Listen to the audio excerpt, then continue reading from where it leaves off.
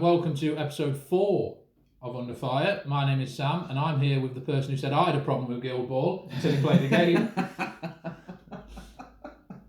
Yeah, it's true. There's much to talk about on this 40k podcast. How you doing? I'm good, you? I'm gravy. Good. I'm ready. I'm revitalised from my holiday. Yeah. Time away. To go. Ready to play some games. Not of Warhammer. Not Warhammer. No. This episode is potentially a controversial episode. We're going to try and keep it as positive as we can, but it is the state of Games Workshop. Yes. So Yes. Where they are, what we think they're doing well, which I think there's quite a lot to talk about. There's a lot of good, there's a lot of bad. A few things that we think they can improve upon. But like I say, we'll try and keep it as positive as possible. Otherwise, it's just two old men complaining about toy soldiers. Yes, which starts wars. Yeah. We already nearly came to blows over the painting rule thing, so we're going to keep it as uncontroversial as possible. Yeah. But first, the pledges. The pledges. There is a caveat, so I'll let you go. Yeah. So, from last time, I failed, which was disappointing, and that happened. We'll move on. However, I have been on holiday, and I did say I was going to try, but I didn't. We have agreed to allow him to not spin this time. Because you were going to paint, and then I texted him saying you're coming on the computer, and... Yeah. It's your fault. It was my fault. I was settled. I was ready to go. I got the airbrush, everything was ready to go, and then I literally was like, yeah, fair enough, I'll go on the computer. Yeah, it didn't take much convincing. One text done. I was there. So it's technically my fault, so no, I'm not going to make you spin. No. I have put them on bases, put them together, and all that. So the tank is done. 5 guys are basically done without transfers, but it's just the apocrypha. Just to get done. So. But we'll give you we'll give you a free pass this week. Only this week. You get one. Okay. Yeah. Thank you. Thanks everyone. Thank you. How's yours gone? He's failed, hasn't he? He's only gone. I've done it. Of course I've done it. No, yeah. I don't have a life. I didn't pledge a lot, to be honest. 5 Rubric Marines. Yeah, well, they're very. They're a lot to do. They're all trim, but I got them done. I'm going to be completely honest. I rushed them.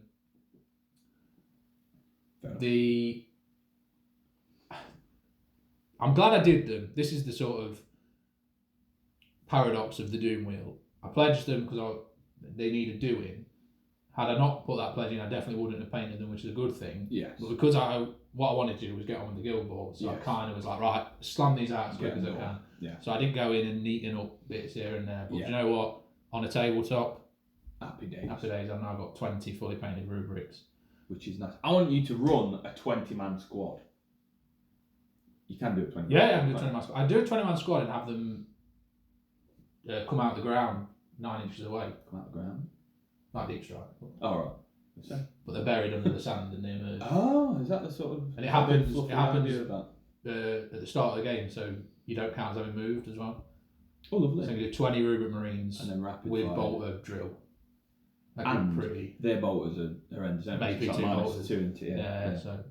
Yeah, I'll give that a go. 20-man phalanx. Yeah. Not what that was, but... That's a phalanx. That's a rubric phalanx. The rubric phalanx. So I got them done anyway. Yes, cool. And that's only Warhammer I've done. The only Warhammer I've done. Because we've gone a bit deep on Guild Ball, I think it's fair to say. You were taking the piss out of me. Incredibly. Yeah. After last episode, we had a game. Yes. And you have been... Well, I think we mentioned in the last episode that we bought, obviously, tragically, really, it's quite upsetting that the game is ending. They're not making anything else, not doing anything else, which we've been saying for so long. Let's play Guild Ball. You've had that starter set. I bought that starter set the first Games Expo I went to when you didn't come because you were working. Yes. Which would have been 3 years ago. It's been like 2017 or something like that. So we've had plenty of opportunity to buy this stuff. And then the second, it's the second taken away. It was like a gold rush. But that initial sort of closing down sale, we did not capitalise on in the slightest. We bought a few bits each, And then after it's gone, it's like... We've spent twice as much on many, which we'll talk about purchases. But I did paint 2 of my guild models, which doesn't sound like a lot. Yeah. But I've gone deep on them. They look very 2 of the cool. brewers, and I painted Tartan. Very, very cool. Very cool. We'll put a picture up of them. Yeah, I'll throw some pictures up. The Tartan itself wasn't as bad as I thought it was going to be. You are essentially just drawing lines. Yeah. When you think about it, like Tartan is just... All I'm doing is a green crossed like that. Where the lines cross, put a little darker green dot. Yeah. And then some thin red lines in between. That's all you've got to do, which... If you could be aligned... Line work... The only time it becomes difficult is because it's on cloth. You get folds in the cloth, and that messes up. You've got to follow the... Yeah, that messes up. You brush... If you go over a bump, your brush sort of spreads out, and you get a thicker line, but it's gone well. Look, very cool. Very good. The sepia wash over the top just to hide any mistakes. just another, what, 12 of them or something? I wish it was 12. So So I've painted 2. I've got 6, 12, and then I bought 1 more. Oh no, so 4, 11 actually. No, yeah, it's not so bad. 11 more tartan to do. 1 less. 1, yeah. And well, then I've got the gold and the balls. It shouldn't take too long. So many. But yeah, that is one of them. That is all the actual painting I've done. I've also built all the guild ball I've bought. Yeah. So I bought, I think last show I bought the hunters, and that was it, the falconers and the rat catchers. Yeah. Since then I've picked up 2 boxes of morticians, the other box of masons to go with my starter set masons, and 5 individual models, so a couple of captains and stuff. Yeah. So I've been, my girlfriend doesn't know how much I've spent, but I think I'm about £200, £250 deep at this point. Well, when we were sort of going through what we'd purchased before we started filming this, my girlfriend was in the room. We made a leave. Yeah. Because, And when you say this game doesn't exist anymore, it doesn't. It makes it worse, doesn't it?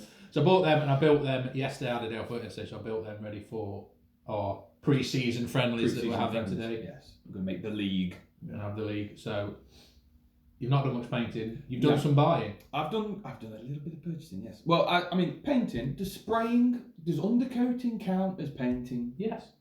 I've done quite a bit of painting this week. And building. This is hobby progress. I've built all. So yeah. So what I had last week, which I think we mentioned. I think I had. No, did I have them? Last week you only had. I had the Alchemist and the Union. Yeah. So basically, purchases. Get ready for this. I have bought both of the blacksmith boxes. I have bought the cook's box. I have bought the other alchemist set. So now I've basically got, apart from a few characters I can't quite get my hands on, I've got all of the alchemists. And then, I had yesterday just sort of had a bit of it was payday, and I fell apart, and I bought the fishermen and the navigators. So we've got 6 guilds each at this point. And always like the full guilds as well, not like... Yeah. I mean, I got some good deals. I've not spent quite as much, I don't think, as you. It's the mortician that cost me a lot. They were £50 each. Yeah. That led us a lot on. Most of the ones I've got have been around £30 each for the teams. The fishermen were 40. But you got more than 6, didn't you? Yeah, I did get more than 6. Yeah, I got more. Basically, there's only about 3 or 4 characters that you need to finish the fisherman. But and I've built everything that needed building, because the others were like a solid resin done jobby. And I've sprayed everything. Basically used a can of Chaos Black spray on the entire thing. I don't do that. I don't do mass undercoat sessions. No, I spray them as I'm painting them. Well, I think I use the airbrush, but I might buy it. I was undercoat with the airbrush. I've not really tried undercoating with the airbrush yet. I haven't bought. Since you told me you need to actually buy you can't just undercoat with a colour. Yes. Made sense when I thought about it. Didn't think about it at the time. Sam's been painting for 20 years and didn't realise that undercoat primer is not the same as paint. Although you've been looking, nothing's rubbed off. Nothing's rubbed off. Yeah. I mean, there's not a lot I've done with it, but yeah. To be fair, Games Workshop spray paints. They don't distinguish between what's a paint and what's a primer. Because the Death Guard green Is a paint. is a paint But in a spray can for an undercurve. But some of the other colours, like I think the yellow is a primer. Yeah. But it doesn't say. No.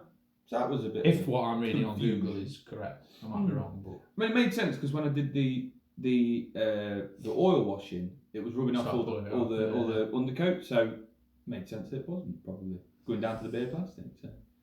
Never mind. But that is my purchases. Basically, it's been non-40k related completely. It's been just welcome to the Fire the Guild Ball podcast. It's just been trying to grab as much sort of stuff cheaply-ish on the fly. I think with where things are corona-wise at the minute, yes, we can play 40k on the kitchen table, but more than 1,000 points and it starts to get a little bit cramped. Yeah. So these smaller games at the minute, I think, are going to be where we're leaning. Yeah. I think that's smaller, going to be true for a lot of people. table needed. Underworlds, Guild Ball, where you could, because the problem is we play 40k on this very table, but it's the whole table. There's no room for. Whereas if we play Guild Ball, you've got your tech, and then you've got a bit of space at the side for bits and bobs, and it's not like. I mean, when we played, I had my army up on the hob. Yes. Up there. Yes. It was. Which is not an ideal play. You know, My eventual plan is to have a proper table. It's built, and we'll have it in the garage. Which is the dream. A dream. I think a lot of people are going to have this problem. There's, game stores are open, but they're limited in space. You've got to have a mask on and stuff like that. And it's so smaller games, I think, are going to be key. Which I've got a bit to say later on about. But we'll save that for later.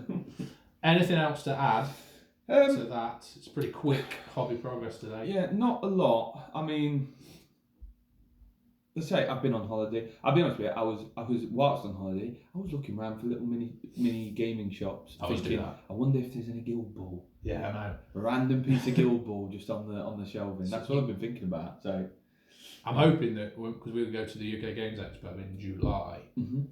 There's a few distributors there like Patriot Games and Element Games are there. If they've got any stock hanging around, it would be nice. Might have it there. We'll just snap it up if we can. Because Games Expo is a free for all. You spend what you want. Yeah. Worry about it later. 100%. I might take out a credit card.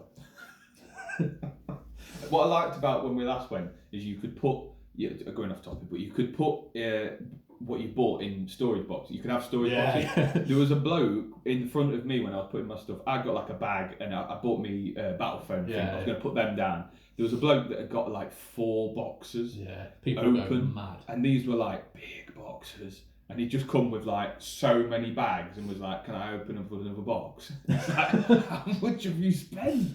People must just wait the year. Yeah. And then just go mad. Have a blowout. There was some deals though, to be fair. That is some mint stuff, some great stuff. That's it. So, pledges. That was different. That was, wasn't it? Do you want me to edit that out? Do you want me to leave that in? You could leave it. See what it sounds like. If it was in key, we'll keep it. I'll auto-tune it. I'll go first. You go first. So, I'm going to be painting the Guild Ball brewers that I'm working on, but I'm not going to pledge them because I'm putting a lot of time into them and they take as long as they take, and I'm doing them one model at a time. So if I say I'm going to do 2, I might not. Okay. So what I am going to pledge, I'm going to build, undercoat, and do the blue base coat on my Forge Fiend. That's what I'm going to do. Ooh, okay. Which doesn't sound like a lot, but my blue base coat is pretty intense. Yeah, it's a transition from dark blue to, so it will actually take me a while. And that's what I'm going to do, because after I've done the blue base coat, it's the gold trim, which on a Forge Fiend is probably going to take me a year to do by itself. So that is all I'm pledging, because I'll be working on some Guild Ball as well. But I think that's fair play. I think it's under the current... At the minute, it's unbuilt, so... Well, there's a lot to do. Well, that's a day's work, you know what I mean? So. Cleaning it all up and getting it together anyway. I think that's a fair pledge. Thank you. Under the current circumstances that we are going through in the world, that is a fair pledge. That's fair. Fair pledge. I mean, by that I mean the fact that we can't stop buying Guild Ball. Yeah. My pledge for this week, 2 weeks, better be a good one, because if I don't get this done, this will be like 3 weeks in a row that I've basically stuffed it. So my pledge for this week is, you know what? I'm going to change it on the fly. Oh my god. On the fly. I'm going to change it. Okay. I'm going to go for a sort of a mirror of what you're doing. Okay. I'm going to You're a build. Forge fiend. I'm going to build and well, I'm not going to paint, but I'm going to build and start converting properly. Okay. My soul grinder slash playful Defiler. slash defiler thing. Yeah. Okay. So by next week it will be built, and a little bit of where I'm going to go with it is going to start happening on it. That's what I'm going to do. Okay. But no painting. It'd be cool if you could take pictures as you go. Yes. We can document as it goes. Yeah. Because I'm assuming this is the plans you have. This seems like this is going to take you. It's going to be a big. It's going to be a big project because I mean painting it alone will be a big project, but I've got so many ideas of what I want to do on it, and I just want. It's like and you'll change it as you go. Yeah, I'm just gonna. If you could take pictures as you go, we'll each week put up a video and people can see it unfold. That's a great idea. Sam. Maybe you'll get some suggestions. Yes. Burn it. I'm actually going to say burn it. It's awful. Stop. I'm looking forward to seeing it. It'll be good. Yeah. I need to do a deep conversion. I've not done a proper. Like I did that Succubus on. Yes. That was more of a kit bash. Yeah. Than a conversion. Although I did have to do a bit of chopping and green stuff. I've got an idea for a demon prince I want to do. I say Dark Eldar. I mean, you could do wild stuff, I suppose, but like green stuff converting. There's not too much. Yeah, you can't add too much. There's enough bits to put it together. I've got an idea for a demon prince I want to do from the Cult of Time. Yeah. I need to get a appropriately sized. What are those things called with the sand? Egg timer. Yeah, but they're not called an egg timer, right? They're called an hourglass. Hourglass. Yeah. Jesus Christ. Egg timer. One of the things we just had. The demon prince of the egg timer. An hourglass. And I want to do it cracked open. Okay. With the sand spilling out. Yeah. And the demon prince is emerging from the sand. Jesus. Yeah. Web. That's what I'm going to try and do because the Cult of Time thing for the 1,000 Suns, and I just think that'd look quite cool. That would look cool. That would look cool. One of the Rubric Marines has smashed open the hourglass and summoned. Oh, that's really cool. That's something I want to do. Don't steal that idea. Just a Marine stood in front firing a bolt. Just sat. Like Sandman coming off. Is it Spider-Man 2? 3. Spider-Man 3. Yeah, Sandman. That sort of thing. Yeah, that sounds cool. And I'm going to get. You can buy packs of brass cogs. Yeah. I think people that do like steampunk cosplay stick on everything. I've seen them on bases. Get a load of them and scatter them around and just make this sort of time creature. Time bitch. I like it. Time bitch. Which will be its official name. The egg woman. So that's what I'm going to start planning, I think. I don't know how I could find an hourglass of that. Surely eBay you can get some old. In fact, the old used to get one with. Was it Pictionary? It used to come with a little. Or you get one of them things. Remember them things where you turn them and it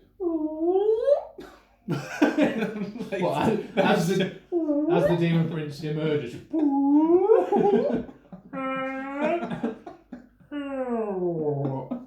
Some noises this episode. That'd be quality. That'd be absolutely amazing. Demon prince of the flute. Of the flute. So that's something I'm cool. going to start putting plans into place for. But so your pledge. Forge Fiend. / built fiend and blued. Is it? No, I'm not Definitely Forge Fiend. No, I'm not. Mauler Fiends. If I had a normal Chaos thing, I'd magnetise it because for me, Forge Fiend speaks 1,000 Suns with the rotary cannons on it. Yeah, it just looks right. Yeah, I mean, a Mauler Fiend doesn't fit the 1,000 Suns aesthetic to me. Well, I would magnetise it. Yeah, I never really see 1,000 Suns as like a melee army. No, I like the idea. Like a mid-range, just walking towards blasting. I like Gatling cannons and that sort of stuff. I feel it. And you'll be starting the. I'm starting the Defiler, and I just want to make it look horrific. I want to go un-PG. Someone looks at it and just screams. It's like I want it to be like, gee, all right, mate, calm down. Like, you know what I mean? People actually start worrying about you when you put it on the table. That's sadistic. No, that'd be cool. I'm looking forward to it. So we'll document that. Yeah. And everyone can watch it. Brilliant. Lovely job. I think that's it. So we will take a quick break. We will come back and we will do our Instagram pick of the week. And we'll talk about games played, of which there is one Guild Ball game. Yes. So not a lot to talk about, but it was a corker. It wasn't well. It was a slap. Spoilers, but yeah. Roll.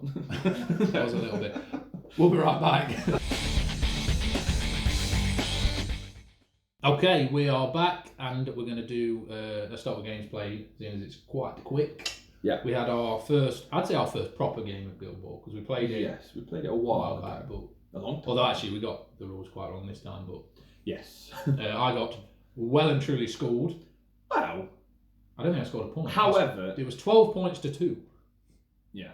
However, you were using out-of-date card rules, weren't you? Yeah. So a couple of yours had more health, bit different rules. Yeah, it's slightly different. It's good. It was a good game. Very good. The Alchemists are cool. Very football-y people, less punchy. Well, they're quite punchy. It was kind of like slowing effects and stuff on it. There's a lot of burning effect. For anyone that's played Guild Ball, you can like burn people and poison people to slow them and damage and all that over time. It was like a prolonged, constantly got you sort of being damaged slowly. Yeah. And then there's a couple of them that were quite quick. Well, your captain was. Oh, she's amazing. Just darts around and teleports, and she's really the key. And then the other people around are just support. Yeah. She just drops little templates down and can just move through smoke and move through stuff, and very cool. It was a good game. Took a long time because we were learning the rules, but well, I mean, we started it very late because I think we did it after. Did we film? We filmed it and then we did it. Yeah, so we started at like 9. So. I got home at about 1, I think. It was a late one. It was a late one, but good game. Very cool. But we are going to have quite a few games today. So. Definitely, we're going to do some pre-season friendlies and learn the rules properly. But that's it, unfortunately. No 40k. No. Like I say, I've been on holiday. You've been on holiday, and fitting a 40k game into what we have at the minute is not as easy. So it's a bit difficult. Sorry, but you know, on this 40k podcast, on this Guild Ball podcast. Let's start a 40k podcast. Let's get really into Guild Ball. I don't think we've done much 40k. I'll be honest with you. During the entire time of this podcast. No, we haven't. It's mainly been other crap. Yeah, but it's just a situation we're in. If one world was open, ideal world. We used to go. Because I work very close to one world. Not rubbing it in anyone's faces, but I mean, round the corner. It's round the corner. I can see it from the roof of my building. But we used to go there in the evening, straight from work. So, it's open till 10 on a Wednesday, Thursday, Friday or something. We'd just go there and we'd have a game, and that was ideal because it would just go there, everything's set up, you can have food, and then you're off. Unfortunately, it doesn't look like it's opening up anytime soon. No. Well, the shop's open, but the actual game. Yeah, I don't think you can play. No. I don't think the restaurant is the restaurant open. I don't know. I don't think so. Maybe not. I think just the shop's open. I might be wrong. We're going now. It might be probably open. People are playing this tournament on the lot. Yeah. But that's games played. Let's do our Instagram picks of the week. I call it week. It's actually the fortnight, isn't it? But it doesn't sound as good. No. Instagram pick of the fortnight. We need a better name for the section, like a 40k kind of name, like The Chosen or something like that. Yeah, that's worth on that. Come up with something. If you've got any ideas, let us know. I'm not going to think about it now. I'll let you go first. Okay, so my Instagram pick of the week, I saw it when I was on holiday, having a little browse.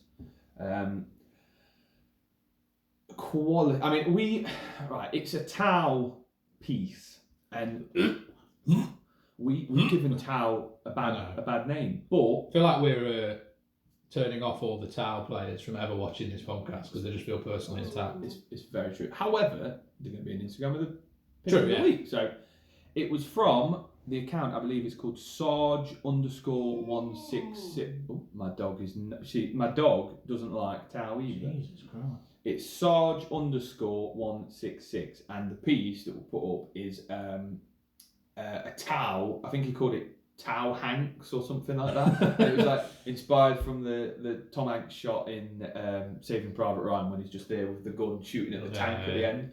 It's such a cool looking posed model. It's great to see a piece that's not like 40k is obviously very grimdark, and horrible, but all the models are quite, happy is the wrong word, but they don't capture that sort of war battle. Yeah, I know what you're saying. Yeah. So to have a model where he's obviously injured in some way, and he's just taking it as he slowly dies. It's cool to see something like that. Yeah, I think it's so cool. It's a lovely looking model. It's painted really nice. I just love the idea of just this last Tau fishman sat there. Just it works for Tau and Imperial Guard and stuff like that, because the Imperial Guard, stuff Imperial like Guard, that, like the actual just humans, they just be having a grim time of it, you know. And Not everywhere. to try and capture some of that like real feeling, raw fear, it's like fear as well. Stuff like that. Cool. I think that's, you know, Space Marines, as much as we all love them, don't feel fear, so you can't do these little dioramas of like, even when they're the last man standing, they're still, you know, they'll fight till, and they're not scared of dying and stuff like that. So to have like a Tower and Imperial Guard who, when he's terrified, and that's capturing that's quite cool. Very cool. But no, Sarge_166, absolutely mint looking model. So check that out. I'll throw it up. Very so cool. About you? My pick couldn't be more different, actually. Oh, I see. I've gone for the account is 2 dorks, 1 brush. Number 2 dorks, number 1 brush. I'm assuming it's some sort of shared account, actually. The specific post that caught my eye was a Skitarii model. Yes. And the cape, it's not the cape or the sort of trench coat that they wear. Yeah. They've done this transition on it that went from like pink to blue in a sort of neon 1960s. Oh, yeah. The only thing it makes me think of is like GTA Vice City, Miami, which is really underselling it. Actually. No, but I know what you mean. You know what I mean? That sort of bright blue to bright pink transition of the cape. All the metal is done in this sort of non-metallic metal gold, but it goes perfectly, and it is beautiful. Beautiful. Very cool. Completely different to anything I've ever seen, and the transition is smooth. A creamy blend. And to go from like a pink to a blue with that sort of seamless. And Skitarii kit, not a lot of distance. Oh yes, it's a little there. It's a very distance to get a nice. It's brilliant. It's fantastic. I don't know if they've done a whole army like it. I know I wouldn't do a whole army like that. It'd take a long time. I assume it might be just the master of blend. Yeah, true. Just bash them out for fun. So check them out. 2 dorks, 1 brush. Very cool. Very cool. Good. Pretty quick section because we're not playing many games. No. But the next section is going to be a bit of a talk. Deep and long is how I would describe the next section. Just how we like it here. Just how we like it here at Under Fire. Under Fire. So we'll be right back, and we'll be having a pretty in-depth conversation about the state of Games Workshop. Good and bad. So see you shortly. Okay, we're back, and we're going to be talking about the state of Games Workshop. Aye. So, thought we would start with, we are old enough and ugly enough to remember what you might call the old Games Workshop. Yes. I think. Yes. It's only been maybe the last 4-ish, 5-ish years where it's proper. It's properly. The way I sort of imagined before is you never heard from them, ever. No. And every now and again, a series of releases would just drop, bang, here you go, out. Yeah. And there'd be no previews or nothing like that. Stuff like that. You could drop. So I remember those times. I remember going far back as they used to have a forum. Yeah. On the actual website, and I remember that closing down. Yeah. Because people would go to the forum and complain, and then Games Workshop shut that down. So there was definitely a lack of communication from them in the past. I think it's fair to say. They've definitely stepped. I mean, you can just see it in. I mean, I know it's irritating with FAQs and you've got so many different bits of paper and books and updates and all that. However, they are updating stuff, and it gets it. You know, if a really hardcore list comes out, they do make tech action and sort of nerf bits and. But used to be like, the latest ones would have been like the Dark Eldar, the Necron releases from a while back. Mm-hmm. Everything would drop in one go. Yes. You'd be like, right, Necron, here's all the range of the new Yeah. Necrons, Yeah. bam, in one go, and you'd have no warning, Yeah. no idea it was coming. No, it's happening. And it was sort of the impression I got from them back in the day was like, we will tell you what you want, you know. Yeah. Get what you're given. These are the models we're releasing. There wasn't a conversation or a interaction at all. I mean, you go in before the days of social media and stuff. Yeah. To a degree. Well, I think even back there, because I mean, the Dark Eldar that got released, the new, like the updated Dark Eldar, that was like 2010. Oh, was it really? Yeah. Oh. When they redid the whole everything, the new plastic kits for the Kabalites and the white. I mean, they redid the entire range. Really, I don't think nothing survived. Did it? Anything from the old stuff? No. But yeah, that was 2010. 10 years ago. 2010. Yeah. Whew, that doesn't feel good. A long time. I know. That seems like it was last year. But that was a sort of, it all dropped in one go, all new models. They seem to have moved away from that now, and it's previews, trickle it in. Yeah. There's a release. Seems like there's a release every weekend almost. You know, which is nice in a way. Kinda, because it's sort of like you just constantly like, oh, what's coming there? You know, always, in a way, it's nice. There's always something happening. Whereas before it was like you wouldn't hear anything for a long time. Dead silence. It was like the king up in his castle. You don't hear from him for weeks, and then some sort of royal decree floats down. Send my minions a message from the ivory tower. It almost felt a bit like that. So I think that's definitely an improvement from the past. Is the level of communication. 1,000,000%. Even as far as like. I mean, we didn't have social media back then, but like all the employees are on Twitter and they you can chat see with people. you can chat, you can see what they're doing. You can see that there's so much more stuff comes from Games Workshop on that level, like just painting, and stuff, all that sort of stuff. You get to see a lot more into which is nice. It definitely feels like. I think before this seems like a company that they made models. They made good models and they made a good game, but you never felt like the employees played it or enjoyed it. It was just because you never had any interaction with them. Whereas now you can see, Jesus, these guys that are making this game love it. Yeah, you feel it more. Yeah, definitely. You feel more connected to them. Yeah, I'm sure there's guys higher up that don't play and they're just in it because I think they're a public company, so there'll be shareholders and stuff like that. They would just get it for the money that are making. Maybe some of the weirder decisions that. Yeah, I know what you're saying. Yeah, but definitely the core staff, if you like, the designers and all that, love the game, and I think that's. And seeing all of that now, because they do the podcast, they do their own little podcast bit, don't they? There's nothing on this. Yeah, not a patch. But seeing the when they first started, they had like Jez Goodwin straight on it, and it was like, well, that's cool. Yeah, that's mint. Seeing someone that's been with the company for so long and seeing their take on it, like that for an entire hour's podcast, going into details of things was quality. And just seeing how much they love it. Yeah, like, they absolutely live for it. And Jess Goodwin's voice, that man's got such a voice. When we see Jess, if you are watching this, I'm not weird. It's just you've got a nice voice. When we see him at Warren World, you're always like, Jess. It's like seeing a celebrity. Yeah, it is. I remember when one time we were in the game in Warren World, I remember Duncan walking across. Yeah. And everyone was like, "Hey, Duncan!" Flocking to him. Yeah. It's like, but it's nice. It's nice that you have those figures that you see. You know what I mean? You can. Yeah, it's good. Bit of celebrity, a bit of. Yeah, do you know what I mean? Something to aspire to. Exactly. So I think there's definitely been an improvement in communication. Yeah. Interaction. I mean, they even have the survey now. It's like, you tell us what. Yeah. I always make a point to that survey. Do the survey. Yeah. Because they're obviously going to listen to it, and we can complain all day on podcasts and stuff. But chances are they aren't going to look at it. But if you do the actual surveys, they're going to look at it. Yeah. Getting your point across then. So I think that's been a huge improvement. Definitely. A great thing. Other things that you like? Anything come to mind? I've got a few. Quite a few.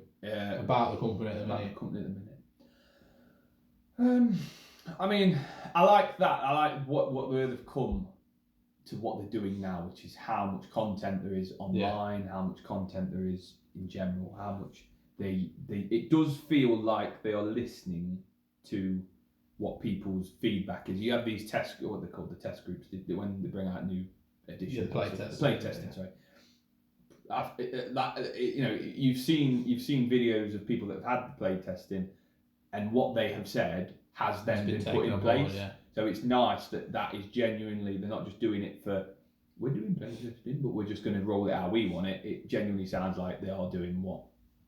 That's a massive U-turn, because I remember going back many years, there was a YouTube channel called Beasts of War. Yeah. And they had a collaboration with Wayland Games, which is I think down in London, stockist.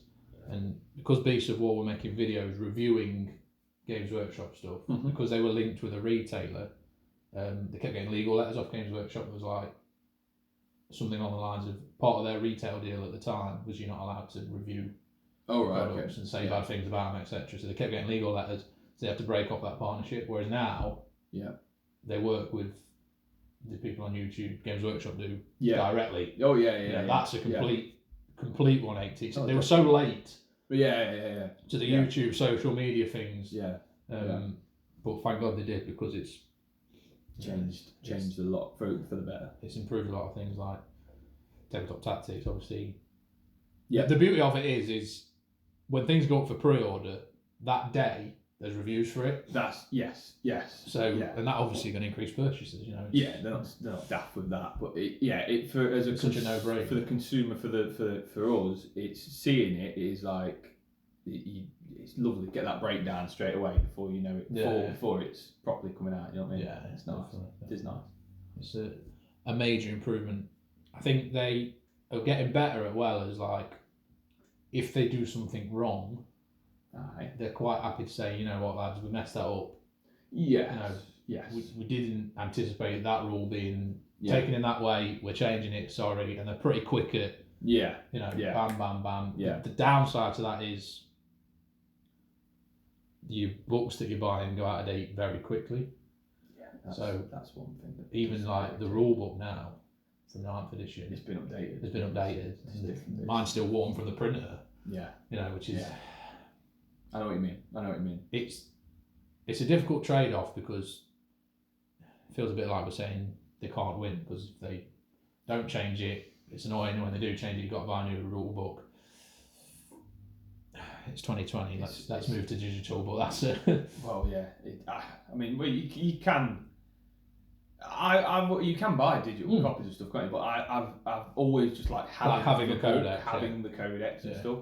I think it's just the fact that probably, they sort of work on a 2-year thing. It does feel like sometimes they've already changed their mind on. They know probably a few bits are going to be changed, but the printed and the that's the only thing with the books that always sort of annoys me, is that being 2 years ahead does cause a bit of a lag in. They know where things are going. So a good example is in 9th, looking at the new Space Marines. They are obviously very killy and very powerful. Now I wonder whether that's setting up for eventually all the armies will become that killy, and the game's just going to be more deadly of a game. Trying to make it quick. Everything, to get the speed down. The downside is, as codexes get released, armies are going to fall behind because they've not had their codex out yet. But it's the only way to get around that was to do what they did at the start of the 8th, which was to do the indexes again and redo everything, which I think would have just annoyed a lot of people to do it again. It's just a lot of books. Books. The thing is, for people that play constantly, like we play regularly-ish. Normally, not so much at the minute. It's if you're just doing sort of a couple of games in there and you have multiple armies, and then these codexes are getting out of date real quick, it mounts up how much you've got to pay for each codex. That can be a bit. If you're playing constantly and you're going to all tournaments, you're always going to your local game store, you're playing a game a week, say, or whatever. Fair dues, you're getting a lot of time out of those books. But when you're only playing sort of like once or twice, maybe a month, if or whatever, or if it goes further than that, and you probably say you get like 10 games in, and then the book changes, it's like, Well, how many games did you get with the Space Marine Codex? None. No, we played one. One game. One. And then the new one's going to be out next month. One game. Yeah. That's, I mean... But I've had that code. I bought the Codex a long time ago just to see where I wanted to go with it and read the rules and all that sort of stuff. So if you got the existing army, fair dues. I was starting a Space Marine army again from scratch. So for me it was like meh. But I don't know if that annoys me if you're not playing often enough, keeping up to date with it all. And I think obviously the app came out and has all the 8th edition codexes on it. Mm-hmm. $4.99 a month. I would pay £10 a month to have every codex on that app, 9th edition. Yeah. And I think that they would make more money doing that. Because realistically, I've got 3 armies. Mm-hmm. So I'm going to buy 3 codexes at 20 quid each. Yeah. 60 quid. Yeah. If I pay an app for a year, 120 quid. Yeah. And that app money they get is almost pure profit because they're not. Yeah. It's a digital thing, you know. Yeah. There's no physical. So I do think. I mean, obviously, I don't know the in-depth details of Games Workshop's financial situation, but I do feel like they'd make more money doing that because on top of that, if I had the rules to every army, I'm more likely to. You're gonna have a gander and then think I'll pick them up. I've got because that's a bit of a hurdle now. It's like, I want to start Custodes, but I'd have to buy a codex, which is 25 quid. But that's going to get updated. Back in the day, I'd have to buy a pack of the cards. I know you don't need to, but you do need to. Yeah. So then before I've even bought a model, I'm 35 quid deep. Yeah, I know what you're saying. And that's a hurdle that's like, if I had the digital rules there on my phone, on my tablet, golden. I'm straight through, and I honestly think I'd buy a lot more models. And it's one of them things I think people would just. Why would you unsubscribe to it? If you were a keen Warhammer player, if they did 40k, I think have they got one for Age of Sigmar? Yes, it's fantastic. Why not just do one? And all the rules are on it.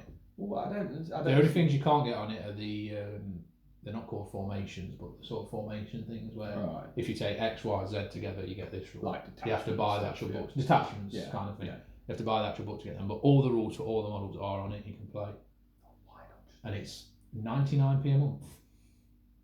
Yeah. Genuinely 99p a month. Yeah. It might be 1.99. I think it might be 99p. It's definitely not £2. Madness. Well, I mean, I assume, and it's probably I haven't done the research, so I might be wrong, but I would have thought 40k is their biggest by selling. Far. Yeah, by far. So possibly there, but even if that is the case, if they did it for 99p a month, they'd make a ton. Yeah, they'd make so much money. Surely, you'd think so. But I agree with you. I think they should. I mean, the app. What is it at the minute? Did they not do the codexes then? The 8th edition codexes are on it. Right. The 9th edition codexes. You have to buy the codex. You have to buy, and then you get a code, I believe, which will unlock the 9th edition codex on the app. Just give it us. And I'll pay twice the amount a month comfortably. And I think people wouldn't be bothered. If you had access to all the codex, and if they updated those booklets when they do FAQs, digitally, obviously, you never. That's the only thing that annoys me is if you have not kept up to date with an FAQ and then we play a game and you're looking at something and you think, oh, this is really good, but it has been changed slightly. Yeah. When you find that out, you're like, oh, for God's sake, like, you know what I mean? It's just keeping on top of. And the thing is, as well, if I had all my rules on an app, I'm still going to buy the codex. Definitely. I'll be honest with you, because I like the background, 100%. I like the artwork, I like having it on my shelf. You're talking to the guy who bought all 9 Psychic Awakening books when I needed 3 of them. Yeah. Do you know what I mean? Like, there's a lot of people out there that will buy them just because we like having these things. I mean, they could do it. Just have the plain rules on the app. Don't do like a codex PDF. Do just the rules for the armies, and then you're buying the book for the background, for having the physical copy and the background and all the other bits that come with it. I think that's a bit of a no-brainer, but that's definitely. I think if they're gonna continue with the app, then it's the future. I mean, look at most games now, other miniature games. Rules are there available for free download, and all the Army rules are also available as a free download all the time. Yeah. I know they've kind of got to do it because they're not Games Workshop and they need to get people playing, but I can't think of a single game where I've not downloaded the rules for free. Definitely not. No. So No. that's that. Models. Models. Oh, the models. I think it's fair to say that in the last... Every time we watch a Warhammer preview, I feel like they're going up a level with what they're doing with the models. God, yeah. If you go back to the start, let's go back to the end of 8th, Yeah. the Triumvirates. Triumvirate of Iniad. And the 7th. End of 7th, sorry. Yeah. Triumvirate of Iniad. Yeah. You look at that model at the time, Jesus Christ, that's, the Incarn. Yeah. Beautiful. And then they've just gone up and up and up. They are knocking it out of the park. All of the Lumineth. Yes. Some of their models are... Yeah, even if they're not your cup of tea in terms of style, they look... You can't deny the quality. Beautiful. The big cow mountain thing. You've seen the dude on sort of meditating on the stone. Yeah. Stuff like that. Like some fantastic models. However, people are going to go mad when I say this because this is proper complaining for complainers. This is literally me saying my free ice cream is too cold because... So the quality of models has got incredible. Yeah. The kits themselves have got amazing. Undeniable. They have also got much larger. They have also got much more delicate in how they are. If you look at... There's more on the sprue. There's more on this, but there's more. But even on the model, there's more small details that are stuck on with a tiny little connection point. Yes. Yeah. For me, some of the models have moved away from the point where I feel like they're for gaming with. Right. So, what's a good example? More of a painting piece. Because they are so delicate, they are so large, you can't transport them well. If you think about, we're buying models to game with, so ultimately we need to put them in a box and we need to take them to a location. Some of the models Games Workshop are doing in the minute do not lend themselves to that at all. They are, there's some awkward shaped stuff, Which, this is what I mean about I'm really complaining about something that you shouldn't complain about, but I think it's a genuine consideration of like, I've been put off buying models before because I've gone, it's a beautiful model, I've got no room for it, it's going to take up half my box, it's going to take up a load of foam that's money. Yeah, I know what you're saying. And it has moved, some of the models have moved away from that sort of gaming piece to a visual, like the Silent King for the Necrons. That is a huge model, incredible model, yeah, absolutely amazing, but a nightmare to transport. It's going to be. Yeah, I mean that's where you'd need to really, like I look at magnetising stuff, not only for options of weapons, but for then ease of storing something. Yeah. Like, I know what you're saying, and then on the flip of that, Games Workshop don't give a toss how you're going to transport. That is it. Yeah. They just want to make a really incredible nice looking model, and then you buy it. And fair play, you know. After that, it's on you. I'm not saying I want the quality of models to go down. Please keep putting out and keep getting better and better. I love it. It's just it's a consideration for me of when I'm looking at it, can I transport it? Can I store it? You know, I've been put off collecting whole armies because they, the Nighthorn for Age of Sigmar. Yeah. Beautiful models, but Jesus, the scythe that's just on by a time. I mean, if you go back to the Lumineth, they've got them spears that are some size of them. Yeah. There must be a 12-inch spear on each of them. That's a lot of box space, and that's they're gonna snap. See what gets me is, but I love all the integral details they put because I think they do make models. But it's like Belisarius cool. The tentacles are so delicate. He's got a hand where he's holding some keys. Yeah. And into just like it's literally the tiniest piece of thing to just into stuff like that makes the model. But God, it's fiddly stuff. Yeah. It's fiddly.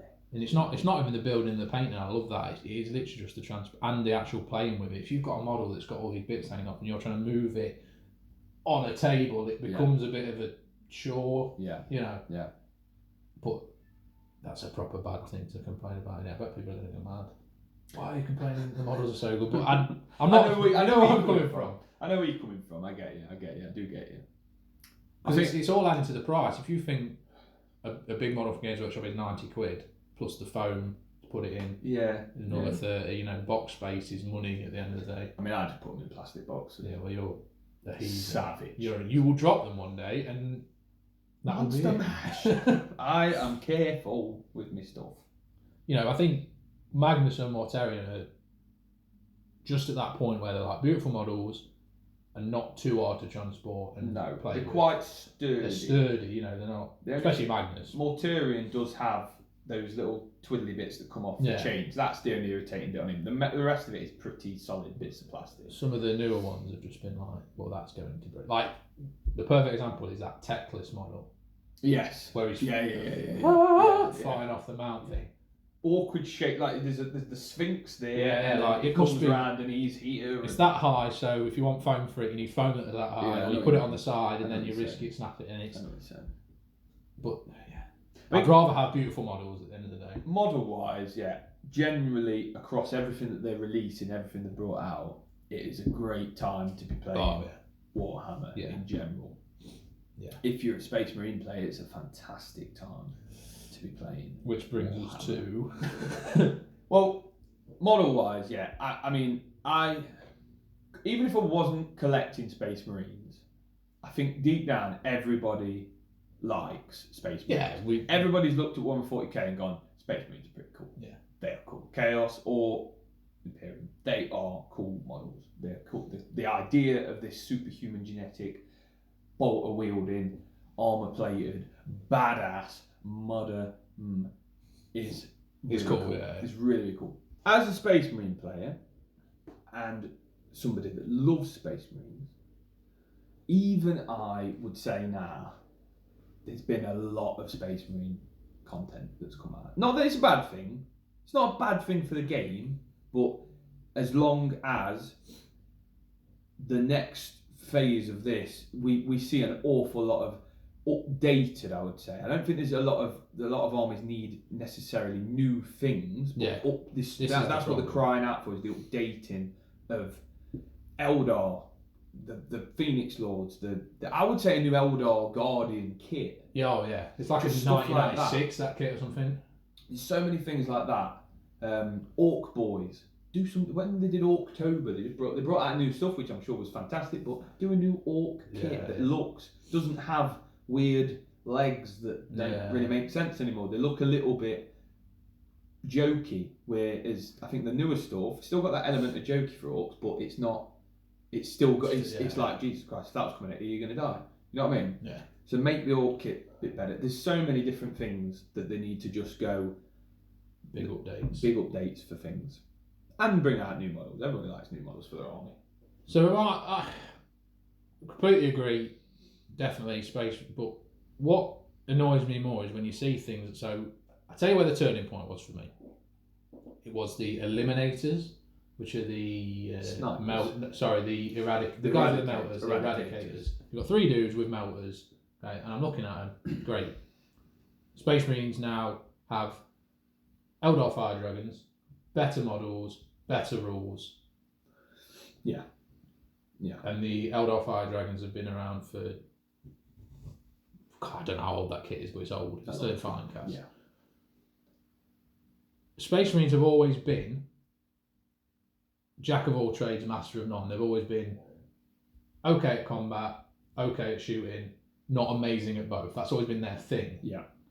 What they're doing now is, because they're releasing so many kits, you're getting these hyper specialised squads. So the basis of a Space Marine squad was always the tactical squad, where you'd have a flamer, a heavy weapon, bolters, guy with a chainsaw, whatever you needed that squad to do, that's what it would do, and that's how Space Marines work. If you were playing against Tau, you charged them. If you were playing against Tyranids, you shot them. Yeah. That's how they worked. Now with all the Primaris stuff, it's also hyper specialised. You've got the Eradicators that are melter dudes that are perfect taking out vehicles. They have a unit for each job the game which needs. Is Eldar's thing. That is they have the Phoenix Lords and all the stuff to go with them, so they have hyper specialised squads that only do one thing. Howling Banshees are made for charging in, and when they get shot, they die. So it's not even that they've got a load of models coming out, it's that they're now encroaching on the play styles of other armies. Yeah, I know what you're saying. I feel like the identity of the Space Marines has been lost a little bit. I know what you're saying. That's The only thing I'd say with that is I get it from like a lore perspective. We've moved on. They've had these confrontations. They've had these fights, these battles. They've gone, we need someone with a great melter that can take that out. Or we need somebody that can do such and such. Let's train a Marine up to do this. Let's train a Marine up to do that. I understand that. And I don't mind that as such, but the points need to reflect it. Space Marines, as they stand at the minute, I genuinely think there should be more points. Yeah. I think you get far too much still. I mean, the points have gone up a little bit. I just hope when the Codex drops, it's like, bloody hell, that's quite expensive. That's expensive. But then they don't do that across the board. They don't do that across when it comes to Eldar, when it comes to Orcs. Yeah. Orcs and Eldar, they should be cheaper. I think these points-wise, certain things should be cheaper. It makes sense for there to be less of something and more of others. Yeah. So I just hope that they can get the points back. It just seems like at the minute they do everything better than everyone. There was a point in one of our games where my Incubi, which are meant to be the incredible close combat masters of the world, were in combat with your intercessors, which should be okay at shooting, okay at fighting, and I got beat down. They slaughtered, because you had assault doctrines here at -1 and 2 attacks each, and it wasn't even a close contest. Well, that's the thing. A normal Marine now on the charge, or if he's been charged or heroic inventor or whatever, with the assault ones, especially, they're 4 attacks each. Yeah. I think, because your Prime Master base 2, you're getting the one for the not hateful assault, but hateful, the equivalent. that one. And then now you're getting one for a change. 4 attacks per model. You've got a 10-man squad, 40. That's Orc territory. That's so many attacks. And this is what I mean. They encroaching on the identity of other armies. That's what I feel. Yeah, it does feel they like can do the Necron thing with the Ancient, where they can get back up and shoot. Yeah. There's a lot of. I get that they're trying to make them reflect the lore, where they are this all-powerful, incredible thing. But fine, that's great. The other armies need to reflect the lore as well. Incubi are supposed to be next level. I've said this a couple of times. Phoenix Lords, the Howling Banshees. Janzar is meant to be a god. Pretty much a god. She should be able to charge Gilliman. And not necessarily win, but at least make him shake a bit. If you charge Janzar into Gilliman now, Gilliman's going to go, whoop, and just absolutely. And that's. I know what you mean.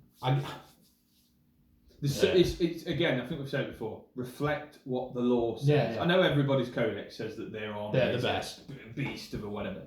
But some armies don't even slightly. There is nothing more disappointing than reading something cool about a unit, getting really excited about it, building it, painting it, putting it on the battlefield, and it just dying. Yeah. It is the most disappointing feeling in the world. I think genuinely, the problem is Space Marines at the minute. They've just gone so powerful. Hopefully, as we go through ninth, it gets tweaked about. Whether that's points, making them more expensive, so you don't have. I mean, the game we had, I had one Repulsor. Repulsor's got a hideously stupid amount of weaponry. From a Space Marine player, why, when you can't remember where you've allocated weaponry and what weaponry you have or haven't shot, and you have to have a tick list. Got too many guns. Yeah, it's got a lot of guns. And that sort of like, the floating tank with a load of guns on it is that's not very space friendly. They just feel like they're losing their identity a little bit. Yeah, I wish the grav stuff never. I just love the idea of being tracked. Yeah. If a Repulsor was a tracked Land Raider, would look sick. Thing, I just think it looks so much cool. Yeah, it just feels like. I understand why they do it, because not everyone, but most people have a Space Marine Land Raider, a Rhino. So to upgrade them kits, they wouldn't make as much money because. Yes. But I think they just need to be a little bit more careful about keeping Space Marines where they should be. Otherwise, what we're going to have is Horus Heresy. Space Marine v Space Marine. And that's not good for anyone. Like, even if you're a tournament player who literally chases the meta, you go to a tournament and everyone's got the same army. You're going to have a bad time. It's got to be boring. It's got to be boring. As much as I understand that Xenos players like me are not the main focus, and they never will be. And I like that because I don't like having to deal with 1,000 releases. Yeah. But it's a little bit skewed at the minute, and that's not good for anyone. It is a bit. I would agree. We've done a lot more moaning than I thought we would. Yes. But ultimately, the models look sick. It's a great time to be playing any sort of It is 40k or just Warhammer in general. There's so many releases, Beastgraves and Underworld, and other bits. It is a fantastic time. The models are quality. Just a few old kits just need I think some just rules adjustments. lay off the Marines for just a month. There was a great guy briefly played War Machine years ago, and the way the guy described that game to me is everyone is overpowered, so no one is. Yeah. So it's balanced. you'd read a rule like the Warcasters have got these sort of like ultimate abilities, and you read it and be like, well, that's unfair, but it's not because your opponent's got one as well. Got one does something the same. Yeah. I know what you're saying. If they get to that point where Eldar, Dark Eldar Orbs are as powerful as the Space Marines are, you've got a perfect game on your hands, because everyone wants to just kill, don't they? And if both sides are just that's a sweet spot, and we'll probably will get there. I'm sure we will. Like a Dark Lance should just pierce straight through a repulsor. It should just go. This is it. You read the description of a Dark Lance and you think, oh, and then it just deflects off or does like 2 damage. It should just hit into it and just be like done. The Incubi sting for me, because like, you read the Incubi and it's like, these are the greatest masters of combat of all time. They are trained in the temples, and no one has ever killed and then dies to Lascombe. Gets took out by a squad of 20 guards. That's a feel bad moment, and when you play like we do, where semi-narrative, we're playing for fun. It's not fun for either side. No, I know what you're saying. Like we play for those cinematic moments of remember when that one guardsman took out 2 Incubi. What a moment! What a hero. Now it just I think genuinely as well. Playing Space Marines, the few games we have had of playing Space Marines, I enjoyed it because it was playing in the army and it's whatever, but I didn't enjoy it at the same time. No one enjoys only because you just felt like I didn't win both these games. The first game didn't win.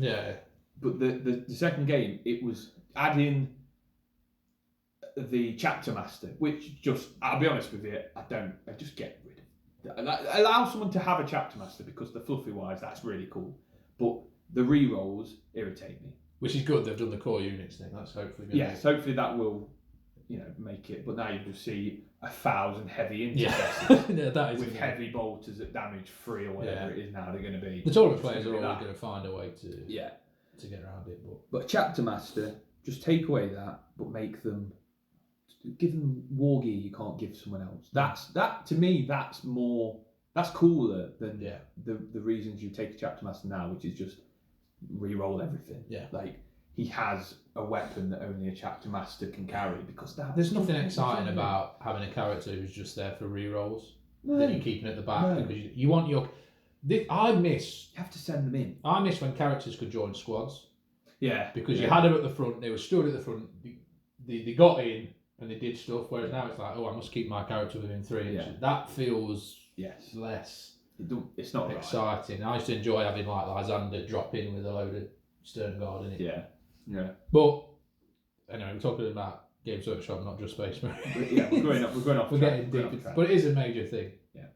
One thing I like is they've begun down the path of it, and it's getting better. Is the multiple ways to play kind of thing. So you've got the tournament players have their match play rules that are pretty tight and even. The narrative players could do the crusade.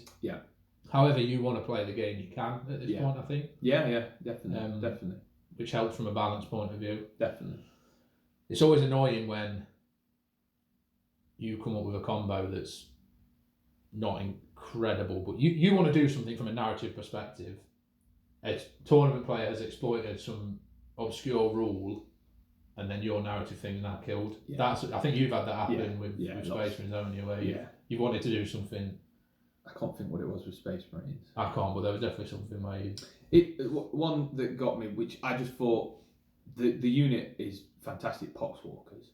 The stratagem to keep them coming back.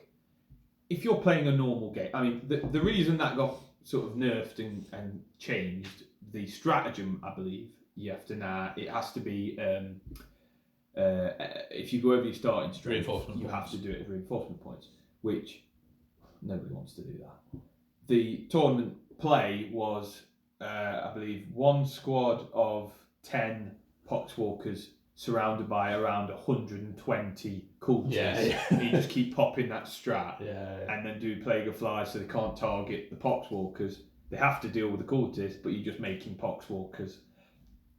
It's cool. It was a really cool narrative rule that got ruined by... Yeah. But it's just the nature of the beast, isn't it? Unfortunately. Just stuff like that. It'd be nice if you could... Certain stratagems say, if you use this in match play, here's how it works. If you use this in Crusade, here's how it works. Yeah. Maybe just to keep that sort of narrative. Yeah. I don't care if you keep summoning Poxwalkers, that's fantastic. It's cool. If I'm surrounded by Poxwalkers, that's great. I can shoot in any direction. I'm happy. The undead just keep I just love the idea of Poxwalkers. One of your guys falls, a Poxwalker, he gets up as a Poxwalker. So cinematic. Cool. Cinematic. So cool. More cinematic stuff for me is the way to go. Definitely. I think they should probably, for some things, I mean, I don't know how you get or just outright say, this stratagem cannot be used in match play. Yeah, or tournament that's that's what we're going to kind of You've say. got your cool little cinematic tournament stratagems. settings are different to, I know what you're saying. Just have a subset of stratagems that are clearly too powerful for a tournament, but just create these beautiful cinematic moments. Yeah. And keep them separate. I think that'd be a great way to please both sides. I agree.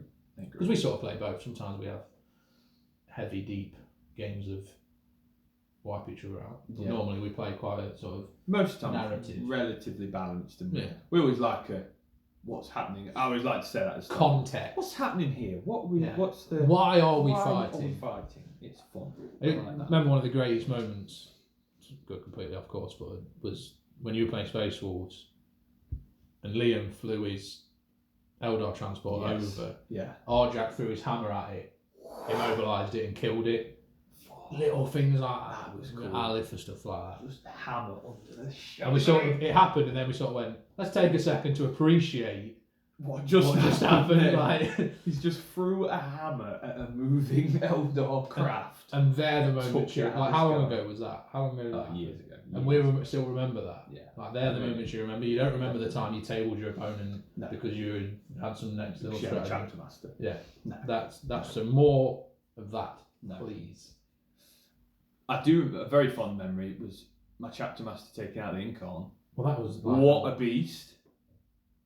Single-handed, no help. Fluffed. But that's what I mean. Like, that was cool. That was cool. And that was cool because the right thing for you to do in that situation was to not charge in with your chapter master. Yeah. Do you know what I mean? I even went as far as going, he's going in and he's going in alone. Yeah. Because that's cool. And it came out with a really cool and memorable moment. Exactly. That's what the game needs more of for me. I would much rather lose the game over one Hail Mary play of chapter master charging and because that's just cool. Because it feels cool, yeah. And we might be in the minority, maybe we are, but I don't think we are actually. No. I think there's a lot of people that would. I think what we're saying is that we would be absolutely incredible play testers. No, we'd ruin it for everyone. Jez. We'd ruin it for everyone. If you're listening, you creamy voiced man. I love you. Brilliant. So let's finish off with something positive. Okay. Let's talk about releases. Sorry.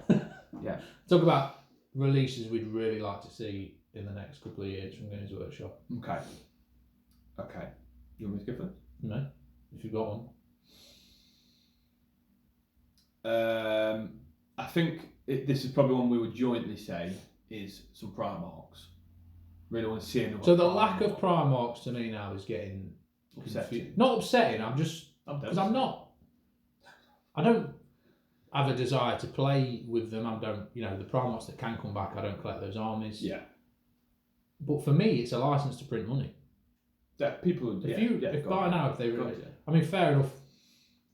They might have not got, but I feel like we said before, they're 2 years ahead, so they must have a couple designed by now. You think by now, because when the last one to come out was Mortarion, which was a while ago. That was the start of 8th, which was 2006. And yeah, it would have been. Yeah. And every time they do these online reveals, I text you Primarch incoming. Yeah. Never been right. Yeah. No. I don't know if is it to build hype? Is it? I feel like the hype is there. Like, I mean, they can't be that you've kept showing me. They could not be more hints. Yes, Fulgrim, yeah, isn't it? coming back. Oh my! I will. My multi-lens. I will. Don't know what that was. It's Fulgrim. It's Fulgrim. I would, and that's bring back some Prague. It's just strange that they haven't. Are they waiting for the right moment? Is it? I don't. Did they plan to do one at the start of 9th and obviously Corona? You don't know, but it just feels like there's a Primarch shaped hole in my life at the minute. Angron is so sick. Russ come running out of the blooming all wolvened up. Yeah, he's gone feral. He's lost it. Full ball. And even from a lore point of view, I've really enjoyed the Dark Imperium books. Yes. Except for the sections that are clearly written to sell models, but that's a different. Yes, it was. This incredible new tank is on the field, but seeing the interaction between Guilliman and Pirates of the Imperium and Guilliman and Mortarion, that is so cool, especially from reading the Horus Heresy series and I live for that stuff. Like, you've got some incredible characters in the game. Oh god, yeah. Which reminds me of another point. Some of the Primaris releases confused me. For example, there is the Imperial Fist character. Tor Garadon. Why was that not Lysander? Why was the Salamander's guy not Vulcan? Not the Primarch, but the... I know, I agree. I agree. Why? Unless there is a lore reason. There may be a lore, but I just feel like you've got these characters that people who remember them get that nostalgia, and people that don't remember them see a brand new cool character. Like, I mean, the Lysander one really, I was confused with, because I remember seeing a load of people saying Lysander wouldn't do that. He would never want. He didn't want to be the chapter master anyway. He doesn't want to go anywhere from. He doesn't want to do whatever. But don't make him chapter master. He's just. Well, that's all. Garrigan's not chapter master, is he? He's captain of the force. He just make him. But like, he was such a cool character. Imagine Lysander with his big shield and a huge. Just Primarch stuff. Scarred to hell. Yeah. You've got this incredible backlog of lore, and these characters utilise them. Yeah. What's the Primaris out, Jack? Imagine the hammer. He's already a bad man.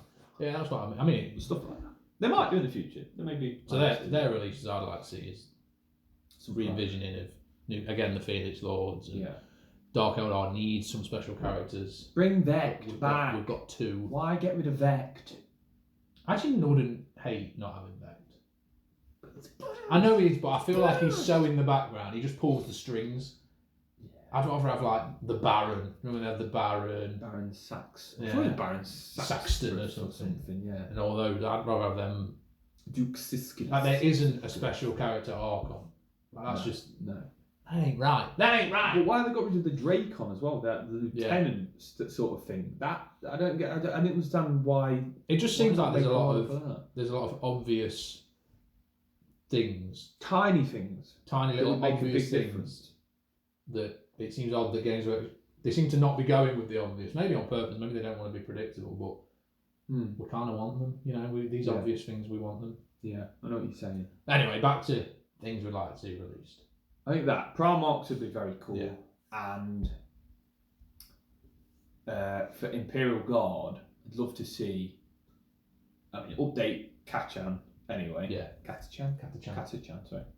Update their models, but bring out Steel Legion style. Definitely. All the little. Mordheim Guard. Mordian Iron Guard. The sort of desert guys with the. Yeah, what are they called? Talon. Bring out those models that are all you can see old ones that are in metal. Bring them out in plastic kits, because people would just go, I'm now changing my entire Imperial Guard army to be bloody blah. Much better than another Space Marine. Yeah, definitely. I agree. Yeah, I agree with that, definitely. I'd like to see an expansion of the Inari. A few more. I'd like to see them get their own units. Yeah, some Inari specific that stuff. you can't take. You can't Dark take Eldar or Eldar, but I agree. Yeah, some cool. Yeah, definitely. But that with the balance as well, because at the minute, if something is overpowered with Inari but not overpowered when it's with the Eldar, they nerf it for the Inari and then it becomes even less powerful for the Eldar. Yeah. They do need their own. It's difficult to have an army that takes from different places because it must be difficult from a balance point of view, I'm sure. Oh god, it's like 3 books in Harlequins, Dark Eldar and Eldar, yeah. 3 books in 4 books in 1. Yeah, definitely. So I'd love to see more of that. I'd like to see Eldar Corsairs come back as well, sort of piratey. Yeah. Eldar. Yeah, they were cool. Yeah, definitely. I mean, Liam bought like 250 quid's worth of them, didn't he? Remember? Yeah, just dropped it in a day. Yeah. Just dropped the hat. I feel like he got taken in by the guy at Games Workshop actually. And it was like, come here. Let me make give me all of it. Yeah. Come here. I'd love to see them back. Definitely just expand these things like the Eldar and stuff. Like, I think there's just expand on Xenos stuff. Please. Like there is Xenos. Like people. They kind of are. Like the Necron stuff is beautiful. Like credit where credit's due. They have released a lot of Necron stuff. Yeah, like. there's going to be some good stuff. But I do feel like Eldar needed it more than Necron. That's what I'm saying. Just there's a lot of stuff that needs. And there's some Imperial stuff that I mean mainly God could do with a few updated bits here and there, but tell you what, you'll agree with me on this. The Inquisition needs. Oh, good lord! They need a full fuck codex. Yeah. Inquisition is so cool. They're so cool. There needs to be just make your own Inquisitor. Just customizing everything. I mean, you can make one, but just give them anything they want. Yeah. Like it wouldn't be broken. Let them have a splinter pistol. Yeah. They would pick up it. Like, just let them have so many different random things. Definitely a proper Inquisition codex with Inquisition with a troops, because at the minute you can take them as a tiny little detachment. Give them a core troops, just guardsmen, like a mercenary guardsman army sort of thing. That Inquisition have just gone. You're coming with us. We're taking this regiment. Blah blah blah. Let them have so much more stuff because that is just one thing that I think is so underused. Yeah. Have rogue traders as a HQ. Yeah. Give them that mercenary feel. Yeah. Because that's just cool. It's cool. So cool. Just do it, Jazz. Pull some strings, man. Pull some strings. We're pretending that Jazz even has any idea that this podcast exists. Notice me. We just have to wear the hoodies to War on the World and just in the background, just quick Google. Good. That is what Inquisition.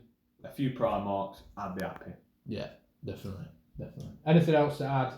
I think as a conclusion, everything we've said here today ultimately needs to be taken under the umbrella of our opinion. Our opinion, and 2, we've not really got a lot to complain about because it is an incredible time to be collecting Warhammer. We've been very big. But we're holding Games Workshop to their own standards. As they get better, we expect more from them, and I don't think that's a bad thing. No. I think criticism is good. Yeah. Any criticism is good. If you can't take criticism, you shouldn't be doing the jobs that you're doing. But they do take the criticism. Ultimately, what time to collect 40k? It is. As old men. It is rough on the wallet, but beautiful in the heart. That should be the slow. That should be the name of this video. Rough on the wallet. I'm there. This episode is rough on the wallet, beautiful on the heart. Definitely. Anything else to add? I think that is golden. Is it? Keep up the good work, Games Workshop. Don't hate us for any of the bad things we've said today, but no. Or the fact we bought Guild Ball for a long time. Sorry. I tell you, let's not go. No. It's better than Blood Bowl. That's all I'm saying. I've played both. It's better than Blood Bowl. Sorry. There is a proper thing, but sometimes when you in a Games Workshop bubble, you don't notice that they don't always make the best games. I know what you're saying. Yeah. There are ones out there. That's one thing I think to take away from this episode is do look at other companies. Like, venture out. if there's something you don't like about Warhammer, there's probably a game out there It's similar. that's similar but fixes it. You know, definitely. if you don't like Age of Sigmar, try out Kings of War or Conquest, stuff like that. Like, definitely. Because that makes Games Workshop up their game. They see people shifting to another game because of change X, the Y, rules, Z. got to change stuff. Definitely. Vote with your wallet. Don't collect Warhammer just because it's the most popular one. Exactly. I mean, you need opponents, but yeah. Anyway, anything else to add? No, I'm golden, mate. Lovely. We shall see you in 2 weeks' time. Hopefully you enjoyed this episode. Leave a comment, subscribe, like, do all that social stuff. All them bits and bobs. Follow us on Instagram, because I'm quickly approaching 2,000 followers, and I'm feeling when I make that hit, I'm going to do something special when I hit it. I think, I don't know what. Shirtless Nudes. Send you some nudes. No, I've just lost that 100 followers. We don't want nudes. So yeah, leave a comment, like, tell us what you liked about it, tell us what you didn't like about it, and we will see you in 2 weeks' time.